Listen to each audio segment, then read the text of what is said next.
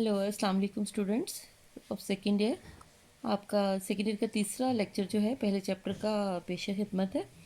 इसमें ये कौमी आमदनी की पैमाइश के तरीके जो हैं that is very important topic of this chapter कि कौमी आमदनी के बारे में आपने सारी इन्फॉर्मेशन पढ़ी, लेकिन जब हम उनकी पैमाइश के तरीके नहीं बताएंगे कि वो किस तरीके से गिनी जा सकती है, जब तक एक चीज़ को हम माप नहीं सकते हम उससे बेनिफिट नहीं हासिल कर सकते।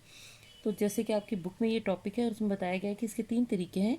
सबसे पहला है कि पैदावार का मजमूआ, दूसरा है कि आमदनियों का मजमूआ और आखिरी है कुल खर्च का तरीका। इसमें सबसे पहले देखें कि पैदावार का तरीका है। पैदावार के तरीके में देखें कि मुख्तलिफ़ तरीके की पैदावार होती है, जैसे ज़रूरी शोबे की पैदावार है, सनती शोबे की पैदावार है।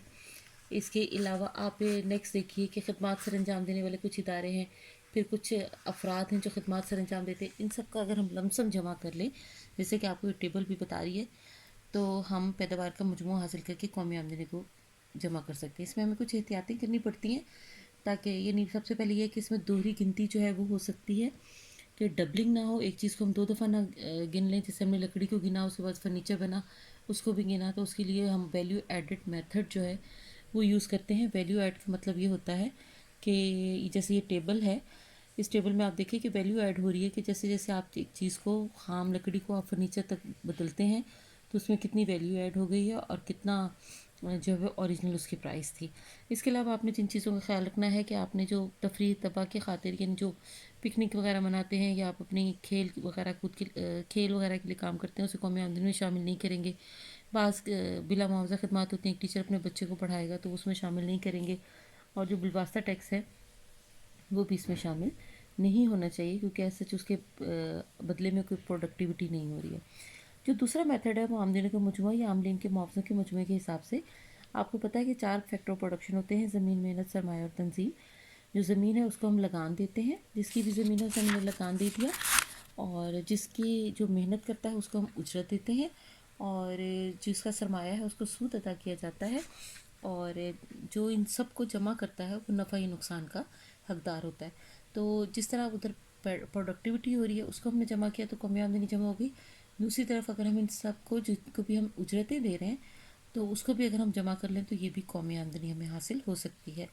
ये हर मुल्क के अपने सर्कमस्टेंसेस होते हैं, उसके हिसाब से उन्होंने एडजस्टमेंट कर लेनी होती है कि हम किसको प्लस करें तो हमें कौमी आमदनी की सही पिक्चर जो है क्लियर हो जाएगी। इसमें भी हमें कुछ एहतियातें करनी पड़ती हैं। कुछ एहतियात की इंतकाली अदायगियाँ जो हैं उसको हम शामिल नहीं करेंगे, क्योंकि उसके बदले कोई प्रोडक्टिविटी नहीं हो रही है, कोई मेहनत नहीं हो रही है।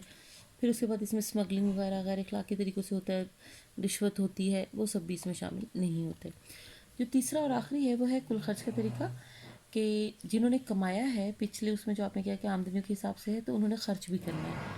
तो अगर हम सारे अखराजात को अगर हम लमसम जमा कर लें तो भी हमें कौमी आमदनी हासिल हो सकती है। और ये बहुत आसान है कि इसमें गवर्नमेंट और जो आम अफराद हैं उनको हम अलग अलग डिफ़ाइन कर लेते हैं। तो जो निजी सरफी ख़र्च है जो आम अफराद खर्च करते हैं, और जो गवर्नमेंट अपना ख़र्च करती है, फिर इसी तरह आम अफराद जो निजी सरमायाकारी है तो वो उसमें शामिल हो जाएगी, और फिर जो सरकारी तौर पे सरमायाकारी की जाती है वो उसमें शामिल हो जाएगी। तो यानी आम अफराद के ख़र्च, गवर्नमेंट के ख़र्च, आम अफराद की सरमायाकारी और गवर्नमेंट की सरमायाकारी, ये सब कुछ इसमें शामिल हो जाता है।